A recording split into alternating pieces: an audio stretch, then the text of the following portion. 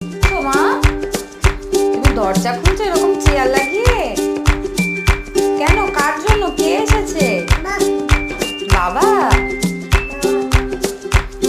তোমার বাবা এসেছে এজন্য তুমি দরজা খুলছো এরকম চেয়ার লাগিয়ে?